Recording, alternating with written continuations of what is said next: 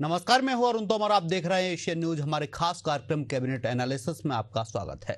इस कार्यक्रम में हम आपको उन महत्वपूर्ण फैसलों की जानकारी देंगे जो देश के अलग अलग राज्यों की कैबिनेट बैठकों में लिए गए हैं। आज हम बात करेंगे मध्य प्रदेश, छत्तीसगढ़ और बिहार की कैबिनेट बैठक की। इन बैठकों में किन योजनाओं को मंजूरी मिली, किन मुद्दों पर चर्चा हुई और इन फैसलों से आम जनता को कैसे लाभ होगा। आइए सबसे पहले बात करेंगे मध्य प्रदेश की।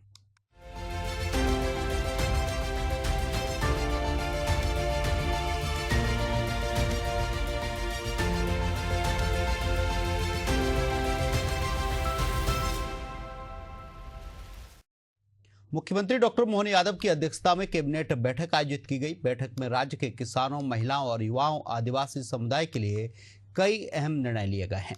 बैठक के बाद डिप्टी सीएम राजेंद्र शुक्ल ने मीडिया को बैठक की जानकारी दी। डिप्टी सीएम ने बताया कि मुख्यमंत्री डॉक्टर मोहन यादव 13 जुलाई से 19 जुलाई तक विदेश यात्रा पर रहेंगे। सीएम दुबई और स्पेन की यात्रा पर जाएंगे। यात्रा के दौरान वे निवेशकों से मुलाकात कर राज्य में निवेश के अवसरों को बढ़ावा देंगे। लुधियाना से करीब 15,000 करोड़ का निवेश प्राप्त हुआ है। इससे 20,000 से अधिक लोगों को रोजगार के अवसर प्राप्त होंगे।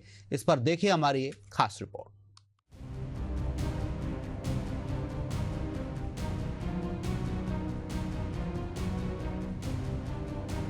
मोहन कैबिनेट के पास हुए प्रस्ताव। राखी के अवसर पर 250 रुपए विशेष उपहार, कृषि सुधार, मूंग खरीद में सहायता, ऊर्जा विभाग संरचना में सुधार, बिजली विभाग में 49,263 नवीन पदों की स्वीकृति, किसानों का जलकर जुर्माना माफ, गुरु पूर्णिमा पर 2 दिवसीय राज्य स्तरीय कार्यक्रम, 66 से ज्यादा नवीन आंगनबाड़ी केंद्रों में पदों की स्वीकृति, 212 करोड़ रुपए का अतिरिक्त राजस्व।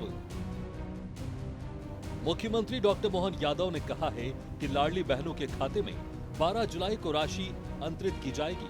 साथ ही अगले माह आने वाले रक्षाबंधन के अवसर पर लाडली बहना योजना के तहत वर्तमान में दी जा रही मासिक आर्थिक सहायता राशि के अतिरिक्त 250 रुपए की विशेष सहायता राशि भी दी जाएगी, जिसका प्रदेश के करीब 1 करोड़ 27 लाख लाडली बहनों को सीधा लाभ मिलेगा।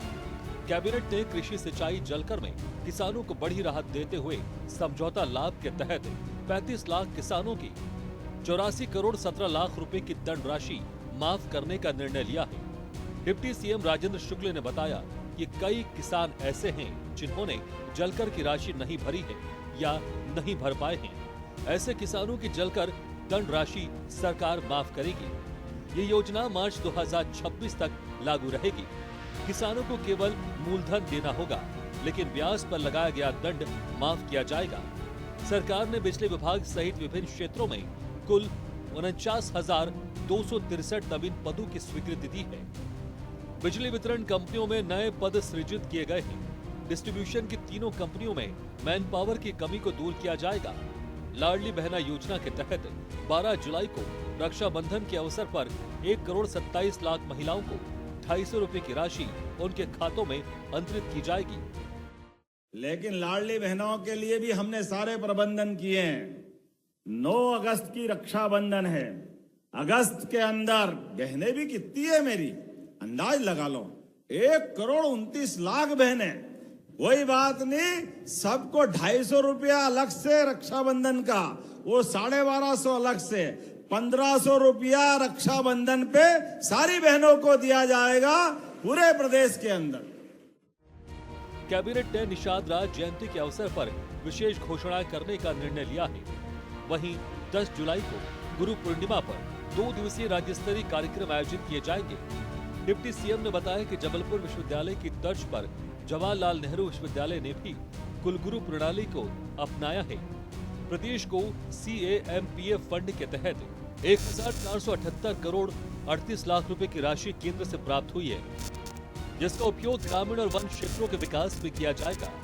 धरती आबा जनजातीय ग्राम उत्कर्ष अभियान के तहत 66 से ज्यादा नवीन आंगनबाड़ी केंद्रों में पदों की स्वीकृति दी गई है।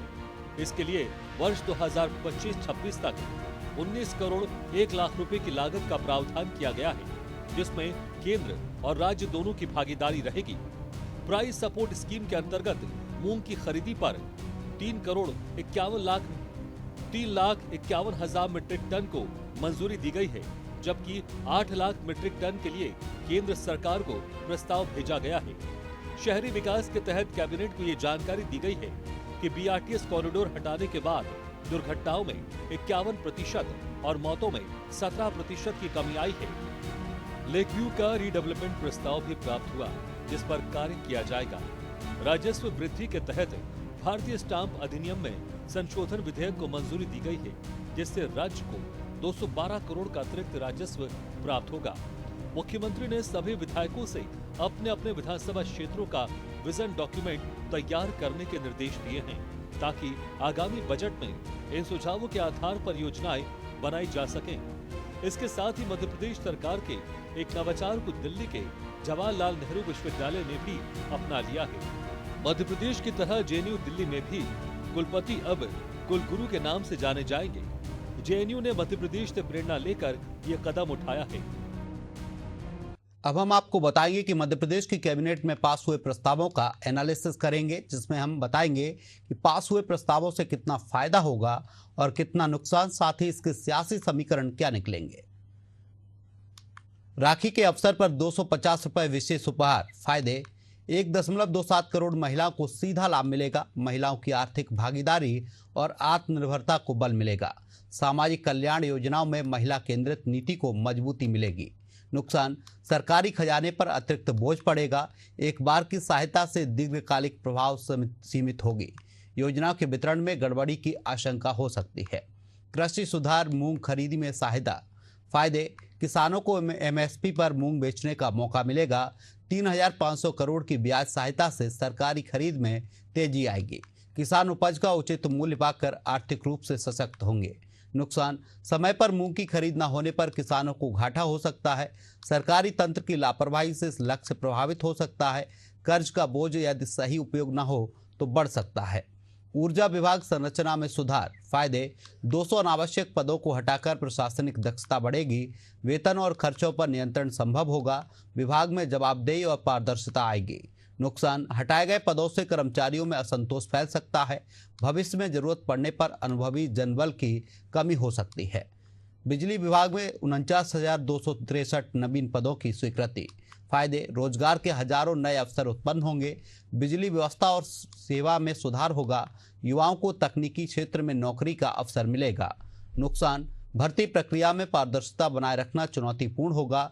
बजट पर बोझ बढ़ेगा। यदि समय पर नहीं भरे गए तो कुशलता प्रभावित होगी। किसानों का जलकर जुर्माना माफ। फायदे, किसानों पर बकाया जुर्माना का भार हटेगा। लगभग 35 लाख किसानों को राहत मिलेगी। भुगतान दर में वृद्धि हो सकती है, क्योंकि केवल मूल राशि देनी होगी। नुकसान, बार बार माफी की नीति से भुगतान की आदत कमजोर हो सकती है। अन्य उपभोक्ताओं में असंतोष फैल सकता है। गुरु पूर्णिमा पर 2 दिवसीय राज्य स्तरीय कार्यक्रम। फायदे, भारतीय संस्कृति और गुरु परंपरा को बढ़ावा मिलेगा। युवाओं में अध्यात्म और परंपराओं के प्रति जुड़ाव बढ़ेगा। राज्य की संस्कृति पहचान को नया मंच मिलेगा। नुकसान, राज्य संसाधनों का बड़ा हिस्सा आयोजन में खर्च हो सकता है। शिक्षा या स्वास्थ्य जैसी आवश्यक सेवाओं पर खर्च कम रह सकता है। यदि राजनीति हावी हुई तो उद्देश्य भटक सकता है। 66 से ज्यादा नवीन आंगनवाड़ी केंद्रों में पदों की स्वीकृति। फायदे, ग्रामीण क्षेत्रों में पोषण, शिक्षा और देखभाल सेवाएं बेहतर होंगी। महिलाओं के लिए रोजगार के अवसर बढ़ेंगे। मातृ शिशु स्वास्थ्य को लाभ मिलेगा। नुकसान, भवन और संसाधनों की कमी में गुणवत्ता प्रभावित हो सकती है। स्टाफ की भर्ती और प्रशिक्षण चुनौतीपूर्ण हो सकता है। 212 करोड़ रुपए का अतिरिक्त राजस्व। फायदे, योजनाओं को बेहतर ढंग से लागू करने में मदद मिलेगी। राज्य की आर्थिक स्थिति मजबूत होगी। नुकसान, यदि यह राजस्व अस्थायी स्रोतों से आया तो निरंतरता नहीं रहेगी। मुख्यमंत्री विष्णुदेव साई की अध्यक्षता में कैबिनेट की बैठक आयोजित की गई। ये बैठक विधानसभा के आगामी मानसून सत्र से ठीक पहले आयोजित की गई है। ऐसे में इसका राजनीतिक और प्रशासनिक दृष्टिकोण से विशेष महत्व है। इस बैठक में 12 महत्वपूर्ण नीतिगत फैसले लिए गए हैं। इन निर्णयों का सीधा प्रभाव राज्य के युवाओं, किसानों, व्यापारियों और शहरी विकास पर पड़ेगा। बैठक में कई विधेयकों को मंजूरी दी गई है। साथ ही नई नीतियों को हरी झंडी दिखाई गई है। इस पर देखिए हमारी ये खास रिपोर्ट।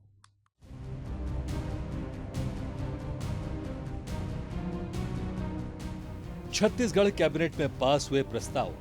राज्य पुलिस सेवा अधिकारियों को मिलेगा प्रमोशन। वंचित वर्गों के लिए संयुक्त उद्यम कंपनी का गठन। पुराने वाहनों को लेकर नियमों में संशोधन, निजी विश्वविद्यालय विधेयक 2025 को मंजूरी, छात्र स्टार्टअप और नवाचार नीति लागू, कृषि उपज मंडी अधिनियम संशोधन, छत्तीसगढ़ राजधानी क्षेत्र विकास प्राधिकरण विधेयक को मंजूरी, माल और सेवा कर जीएसटी अधिनियम संशोधन, कर विवाद निपटान विधेयक को मंजूरी, भू राजस्व संहिता संशोधन, कुशाभाऊ ठाकरे पत्रकारिता विश्वविद्यालय अधिनियम संशोधन, सड़क दुर्घटनाओं और प्रदूषण को रोकने उपाय। छत्तीसगढ़ की कैबिनेट बैठक में 12 प्रस्तावों को मंजूरी मिली है, जिसमें राज्य पुलिस सेवा संवर्ग के उचित प्रबंधन के लिए राज्य पुलिस सेवा अधिकारियों को प्रमोशन मिलेगा। साथ ही जनजातीय समूह एवं वंचित वर्गों के गरीब युवा महिलाओं और तृतीय लिंग के लोगों को संस्थागत विकास के लिए महत्वपूर्ण निर्णय लेते हुए छत्तीसगढ़ शासन एवं pan IIT alumni reach for India foundation के मध्य एक गैर लाभकारी संयुक्त उद्यम कंपनी के गठन को मंजूरी प्रदान की गई। इसे ज्वाइंट वेंचर कंपनी के माध्यम से अनुसूचित जनजाति एवं अन्य वंचित समुदायों के गरीब युवाओं, महिलाओं एवं तृतीय लिंग के लोगों को संस्थागत व्यवसायिक शिक्षा, कौशल विकास एवं ग्रामीण उद्यमिता के माध्यम से सशक्त एवं विकसित किया जाएगा। इसके साथ ही कौशल विकास कार्यक्रमों के प्रशिक्षकों के प्रशिक्षण का कार्य पैन आईआईटी द्वारा किया जाएगा। पुराने वाहनों से जुड़े मोटरयान कराधान अधिनियम 1991 और नियम 1994 में संशोधन को मंजूरी दी गई है। अब फैंसी नंबर को नए वाहन में स्थानांतरित कराना आसान होगा। मंत्रिपरिषद द्वारा पुराने वाहनों से होने वाली सड़क दुर्घटनाओं की रोकथाम तथा वायु प्रदूषण को नियंत्रण करने के लिए छत्तीसगढ़ मोटरयान कराधान अधिनियम 1991 में संशोधन विधेयक के प्रारूप का अनुमोदन किया गया। मंत्रिपरिषद द्वारा छत्तीसगढ़ मोटरयान नियम 1994 के नियम 55 में संशोधन का अनुमोदन किया गया, जिसके तहत वाहन स्वामी अपने पुराने वाहन के फैंसी या चॉइस नंबर को नए या किसी अन्य राज्य से लाए उसी श्रेणी के वाहन में उपयोग कर सकेंगे। इसके लिए आवश्यक शुल्क का भुगतान करना होगा। यदि पुराना नंबर सामान्य नंबर था तो छत्तीसगढ़ मोटरयान नियम 1994 के नियम 55(2) के अनुसार आवश्यक शुल्क भरने के बाद इसका उपयोग संभव होगा। राज्य के 50,000 छात्रों तक पहुंच बनाकर 150 स्टार्टअप्स को इंक्यूबेट किया जाएगा। कृषि, स्वास्थ्य, हरित ऊर्जा जैसे क्षेत्रों को प्राथमिकता मिलेगी। रायपुर, भिलाई, दुर्ग और अटल नगर को मिलाकर राजधानी क्षेत्र के योजनाबद्ध विकास के लिए प्राधिकरण बनेगा। पुराने वाहनों से सड़क दुर्घटनाएं और प्रदूषण रोकने के लिए कराधान अधिनियम में बदलाव का निर्णय लिया गया है। अब हम छत्तीसगढ़ की कैबिनेट बैठक में पास हुए प्रस्तावों का एनालिसिस करेंगे, जिसमें हम बताएंगे कि पास हुए प्रस्तावों से कितना फायदा होगा और कितना नुकसान, साथ ही इसके सियासी समीकरण क्या निकलेंगे। राज्य पुलिस सेवा अधिकारियों को मिलेगा प्रमोशन, फायदे, अधिकारियों का मनोबल बढ़ेगा, सेवा में दक्षता और जवाबदेही बढ़ेगी, वरिष्ठता और कार्यकुशलता के आधार पर पारदर्शी पदोन्नति होगी। नुकसान, जिन बेचों को प्रमोशन नहीं मिला उनमें असंतोष फैल सकता है। प्रमोशन के बाद पदों की पुनः व्यवस्था और प्रशिक्षण की आवश्यकता है। वंचित वर्गों के लिए संयुक्त उद्यम कंपनी का गठन। फायदे, आदिवासी महिला और तृतीय लिंग समुदाय के लिए रोजगार और कौशल प्रशिक्षण। कॉरपोरेट सहयोग से प्रोजेक्ट की गुणवत्ता और प्रभाव बढ़ेगा। नुकसान, निजी संस्था के माध्यम से संचालन में पारदर्शिता को चुनौती मिलेगी। परिणाम आधारित निगरानी की कमी से उद्देश्य भटक सकता है। पुराने वाहनों को लेकर नियमों में संशोधन। फायदे, सड़क दुर्घटनाओं में कमी और वायु प्रदूषण नियंत्रण में मदद मिलेगी। परिवहन व्यवस्था में आधुनिकता और पर्यावरण हित में सुधार होगा। नुकसान, गरीब और ग्रामीण वाहन मालिकों पर आर्थिक बोझ बढ़ सकता है। स्क्रैप नीति और अनुपालन को लेकर भ्रम की स्थिति फैल सकती है। निजी विश्वविद्यालय विधेयक 2025 को मंजूरी। फायदे, उच्च शिक्षा में निजी निवेश को बढ़ावा, संस्थानों की संख्या और गुणवत्ता में सुधार होगा। विद्यार्थियों को नए विकल्प मिलेंगे। नुकसान, फीस वृद्धि और शिक्षा का व्यवसायीकरण, कमजोर रेगुलेशन से गुणवत्ताहीन संस्थान बढ़ सकते हैं। छात्र स्टार्टअप और नवाचार नीति लागू। फायदे, छात्रों में इनोवेशन और एंटरप्रेन्योरशिप का बढ़ावा मिलेगा। तकनीकी संस्थानों से समाज उपयोगी स्टार्टअप का विकास होगा। नुकसान, नीति का लाभ सीमित छात्रों तक रह सकता है। फंडिंग और मार्गदर्शन की कमी से योजनाएं कागजी बन सकती हैं। कृषि उपज मंडी अधिनियम संशोधन, फायदे, किसानों को बेहतर मूल्य और प्रतिस्पर्धा आधारित विकल्प मिलेगा। बिचौलियों की भूमिका कम होगी। नुकसान, मंडी व्यवस्था को निजी हाथों में सौंपने की आशंका है। छोटे किसानों के लिए तकनीकी और मार्केट एक्सेस चुनौतीपूर्ण हो सकता है। छत्तीसगढ़ राजधानी क्षेत्र विकास प्राधिकरण विधेयक को मंजूरी। फायदे, रायपुर, भिलाई, दुर्ग क्षेत्र का समेकित शहरी विकास होगा। इंफ्रास्ट्रक्चर प्लानिंग और निवेश के लिए उपयुक्त वातावरण बनेगा। नुकसान, भूमि अधिग्रहण विवाद बढ़ सकते हैं। छोटे कस्बों की उपेक्षा की आशंका मान सकते हैं। माल और सेवा कर जीएसटी अधिनियम संशोधन, फायदे, व्यापारियों के लिए प्रक्रिया सरल कर संरचना में सुधार होगा। राज्य राजस्व संग्रह बेहतर होगा। नुकसान, नए प्रावधानों की जानकारी की कमी से भ्रम फैल सकता है। ट्रांजिशन फेज में व्यापारी वर्ग असहज हो सकता है। कर विवाद निपटान विधेयक को मंजूरी। फायदे, पुराने टैक्स विवाद जल्द सुलझेंगे। न्यायिक बोझ कम होगा। छोटे व्यवसायियों को राहत मिलेगी। नुकसान, बड़े बकायेदारों को सेटलमेंट के नाम पर छूट देने की आलोचना हो सकती है। पारदर्शी प्रक्रिया की आवश्यकता है। भू राजस्व संहिता संशोधन, फायदे, जमीन के रिकॉर्ड अपडेट और नामांतरण की प्रक्रिया आसान होगी। किसानों और आमजन को भू संबंधी सेवाओं में सुविधा मिलेगी। नुकसान, तकनीकी प्रणाली जैसे भूलेख पोर्टल की कार्यक्षमता पर निर्भरता बढ़ेगी। पुराने विवाद और गलत रिकॉर्ड के कारण अव्यवस्था की आशंका है। कुशाभाऊ ठाकरे पत्रकारिता विश्वविद्यालय अधिनियम संशोधन, फायदे, पाठ्यक्रम और प्रशासनिक संरचना में सुधार की संभावना है। डिजिटल और समकालीन पत्रकारिता के लिए बेहतर तैयारी होगी। नुकसान, राजनीतिक हस्तक्षेप की आशंका है। संशोधन का उद्देश्य स्पष्ट होने पर विवाद उत्पन्न हो सकते हैं। सड़क दुर्घटना और प्रदूषण को रोकने के उपाय, फायदे, जनहानि में कमी, विशेषकर शहरों और हाईवे क्षेत्रों में। वायु प्रदूषण पर नियंत्रण और सतत विकास को बल मिलेगा। नुकसान, बिना इंफ्रास्ट्रक्चर सुधार के नियम लागू करना केवल सजा तक सीमित रह सकता है। आर्थिक रूप से कमजोर वाहन चालकों पर बोझ बढ़ सकता है। मुख्यमंत्री नीतीश कुमार की अध्यक्षता में हुई कैबिनेट की बैठक में कई एजेंडों पर मुहर लगी। विभिन्न विभागों के पूरे 43 एजेंडों पर कैबिनेट से स्वीकृति मिली है। बैठक में इस बात पर मुहर लगी कि बिहार में युवा आयोग का गठन होगा। इसे लेकर सीएम नीतीश ने खुद ही जानकारी साझा की है। आपको बता दें कि युवाओं को लेकर सीएम नीतीश कुमार कई बार सजग दिखे हैं। ऐसे में उन्होंने कैबिनेट की मीटिंग में बड़ा निर्णय लिया है। इसके साथ ही कैबिनेट में और कौन कौन से प्रस्ताव पास हुए हैं, इस पर देखिए हमारी एक खास रिपोर्ट।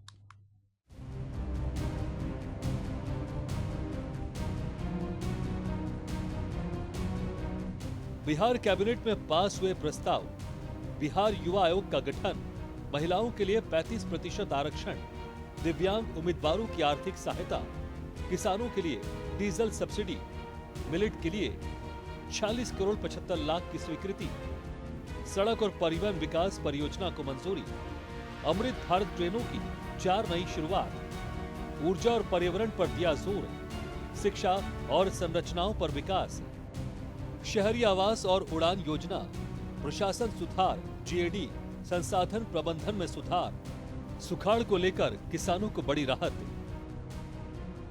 मुख्यमंत्री नीतीश कुमार ने आज सोशल मीडिया एक्स पर ट्वीट कर खुद इसकी जानकारी दी। उन्होंने कहा, मुझे ये बताते हुए प्रसन्नता हो रही है कि बिहार के युवाओं को अधिक से अधिक रोजगार के अवसर उपलब्ध कराने, उन्हें प्रशिक्षित करने और सशक्त और सक्षम बनाने के उद्देश्य से राज्य सरकार ने बिहार युवा आयोग के गठन का निर्णय लिया है और आज कैबिनेट की ओर से बिहार युवा आयोग के गठन को मंजूरी भी दे दी गई है। सीएम नीतीश कुमार ने कहा, समाज में युवाओं की स्थिति में सुधार और उत्थान से संबंधित सभी मामलों पर सरकार को सलाह देने में इस आयोग की महत्वपूर्ण भूमिका होगी। युवाओं को बेहतर शिक्षा और रोजगार सुनिश्चित करने के लिए सरकार विभागों के साथ ये आयोग समन्वय भी करेगा। नीतीश कुमार ने कहा, आयोग सामाजिक बुराइयों को बढ़ावा देने वाले शराब एवं अन्य मादक पदार्थ की रोकथाम के लिए कार्यक्रम तैयार कर और ऐसे मामलों में सरकार को अनुशंसा भेजना भी इसका महत्वपूर्ण कार्य होगा। राज्य सरकार की इस दूरदर्शी पहल का उद्देश्य है कि इस आयोग के माध्यम से युवा आत्मनिर्भर, दक्ष और रोजगारोन्मुखी बने ताकि उनका भविष्य सुरक्षित हो। राज्य सरकार ने सरकारी सेवाओं में महिलाओं के लिए आरक्षण नीति में बदलाव किया है। सामान्य प्रशासन विभाग के प्रस्ताव के अनुसार अब बिहार में सीधी भर्ती में 35% आरक्षण का लाभ केवल राज्य की मूल निवासी महिलाओं को ही मिलेगा। यानी अब दूसरे राज्यों की महिलाओं को ये लाभ नहीं मिलेगा। पहले बिहार के बाहर की महिलाएं भी इस आरक्षण का लाभ उठा सकती थी। किसानों को राहत देते हुए सरकार ने डीजल अनुदान योजना को मंजूरी दी है। इसके लिए 100 करोड़ रुपए आवंटित किए गए हैं। किसानों को सिंचाई के लिए प्रति एकड़ 2,250 रुपए की सब्सिडी मिलेगी। एक किसान को अधिकतम 8 एकड़ के लिए ये लाभ मिलेगा। इसके अलावा बिहार भवन, बिहार निवास और बिहार सदन के लिए नई गाड़ियां खरीदने के लिए 2 करोड़ 13 लाख रुपए की मंजूरी दी गई है। बिहार खाद्य सुरक्षा संपर्क नियमावली 2025 को भी मंजूरी दी गई है। अम्बेडकर आवासीय विद्यालय के लिए 65 करोड़ रुपए और जीविका दीदी के बैंक के लिए 105 करोड़ रुपए की मंजूरी दी गई है। पथ निर्माण विभाग के कई प्रस्तावों को भी स्वीकार किया गया है। मधुबनी जिले के अंधराठाड़ी प्रखंड में कमला बलान नदी पर आरसीसी पुल बनाया जाएगा। बिहार विधि पदाधिकारी नियमावली 2025 को संशोधित करके मंजूरी दे दी गई है। अब हम बिहार की कैबिनेट बैठक में पास हुए प्रस्तावों का एनालिसिस करेंगे, जिसमें हम बताएंगे कि पास हुए प्रस्तावों से कितना फायदा होगा और कितना नुकसान, साथ ही इसके सियासी समीकरण क्या निकलेंगे। बिहार युवा आयोग का गठन, फायदे, युवाओं की समस्याओं और सुझावों को नीति निर्माण में शामिल किया जा सकेगा। युवाओं के लिए रोजगार, शिक्षा और प्रशिक्षण संबंधी योजनाओं को मजबूती मिलेगी। नुकसान, यदि आयोग केवल औपचारिक बना रहा तो इसका प्रभाव सीमित होगा। राजनीतिक नियुक्तियों से कार्यक्षमता प्रभावित हो सकती है। महिलाओं के लिए 35% आरक्षण, फायदे, महिला भागीदारी में बड़ा इजाफा होगा। लैंगिक समानता की दिशा में मजबूत कदम मान सकते हैं। राजनीतिक और प्रशासनिक प्रतिनिधित्व में वृद्धि होगी। नुकसान, पुरुष वर्ग में असंतोष और विरोध की संभावना देखने को मिल सकती है। यदि चयन प्रक्रिया निष्पक्ष न रही तो विवाद उत्पन्न हो सकता है। दिव्यांग उम्मीदवारों की आर्थिक सहायता, फायदे, दिव्यांगजनों को शिक्षा, रोजगार में आगे बढ़ने में मदद मिलेगी। सामाजिक समावेशिता को बल मिलेगा। नुकसान, योजनाओं की निगरानी और पारदर्शिता सुनिश्चित करना चुनौतीपूर्ण है। सहायता राशि की समय पर वितरण न होने से लाभ सीमित हो सकता है। किसानों के लिए डीजल सब्सिडी, फायदे, सूखा या मानसून में देरी के समय राहत मिलेगी। सिंचाई लागत में कमी से फसल का उत्पादन बढ़ेगा। नुकसान, वितरण में अनियमितता या भ्रष्टाचार की संभावना है। सब्सिडी दीर्घकालिक विकल्प नहीं है। मिलेट, मोटे अनाज के लिए 46.75 करोड़ की स्वीकृति, फायदे, पोषण सुरक्षा को बढ़ावा मिलेगा। किसानों को मोटे अनाज की खेती के लिए प्रेरणा मिलेगी। नुकसान, अगर मार्केटिंग और प्रसंस्करण सुविधाएं न दी गई तो अनाज बर्बाद हो सकता है। जागरूकता की कमी से योजनाएं ठप पड़ सकती है। सड़क और परिवहन विकास परियोजनाओं को मंजूरी, फायदे, यातायात सुविधा बेहतर होगी। व्यापार और ग्रामीण संपर्क में सुधार होगा। नुकसान, भूमि अधिग्रहण में विवाद संभव है। भ्रष्टाचार और समय सीमा से अधिक खर्च का खतरा है। अमृत भारत ट्रेनों की 4 नई शुरुआत, फायदे, यात्रियों को आधुनिक और तेज ट्रेनों की सुविधा मिलेगी। पर्यटन और व्यापार को बढ़ावा मिलेगा। नुकसान, ट्रेनों के रखरखाव में खर्च और संसाधन की जरूरत है। यदि समय पर संचालन न हुआ तो जनता में नाराजगी देखने को मिल सकती है। ऊर्जा और पर्यावरण पर दिया गया जोर, फायदे, हरित ऊर्जा और प्रदूषण नियंत्रण की दिशा में बेहतर पहल मान सकते हैं। दीर्घकालिक सतत विकास की नींव मान सकते हैं। नुकसान, योजनाओं के क्रियान्वयन में समय लग सकता है। शुरुआती निवेश लागत अधिक हो सकती है। शिक्षा और संरचनाओं का विकास, फायदे, छात्रों को बेहतर अधोसंरचना और सुविधाएं मिलेगी। शैक्षणिक गुणवत्ता में सुधार होगा। नुकसान, भवन बनाकर छोड़ देना या स्टाफ की कमी जैसी समस्याएं संभव हैं। ग्रामीण क्षेत्रों में काम समय पर शुरू न होना एक चुनौती है। शहरी आवास और उड़ान योजना, फायदे, गरीब और मध्यम वर्ग के लिए घर की सुविधा मिलेगी। छोटे शहरों को हवाई नेटवर्क से जोड़ने में मदद मिलेगी। नुकसान, शहरी व्यवस्था और अनियोजित निर्माण का खतरा बढ़ सकता है। उड़ान योजना में पहले से कई एयरपोर्ट गैर क्रियाशील हैं। प्रशासन सुधार, जेएडी और संसाधन प्रबंधन, फायदे, सरकारी कार्यप्रणाली में पारदर्शिता और जवाबदेही बढ़ेगी। ई गवर्नेंस और डाटा प्रबंधन को बढ़ावा मिलेगा। नुकसान, जमीनी स्तर पर लागू करना जटिल हो सकता है। पुराने सिस्टम में बदलाव से कर्मचारी असहज हो सकते हैं। सुखाड़ को लेकर किसानों को बड़ी राहत, फायदे, नुकसान झेल रहे किसानों को आर्थिक संबल मिलेगा। फसल ऋण भुगतान में राहत संभव है। नुकसान, राहत राशि में देरी या गलत वितरण से किसानों को निराशा हो सकती है। हर क्षेत्र में न्याय संगत सहायता पहुंचाना चुनौतीपूर्ण है। आज हमने बताया आपको मध्य प्रदेश, छत्तीसगढ़ और बिहार के कैबिनेट के बड़े फैसले, जिसमें एक और विकास योजनाओं, महिला सशक्तिकरण और किसानों की मदद पर जोर दिया गया है। वहीं दूसरी ओर शिक्षा, रोजगार और आधारभूत ढांचे को मजबूती देने के निर्णय लिए गए हैं। अब देखना होगा कि ये घोषणाएं जमीनी हकीकत में कितनी जल्द और कितनी प्रभावशाली साबित होती हैं। फिलहाल के लिए कैबिनेट एनालिसिस में इतना ही। आप देखते रहिए एशियन न्यूज। नमस्कार।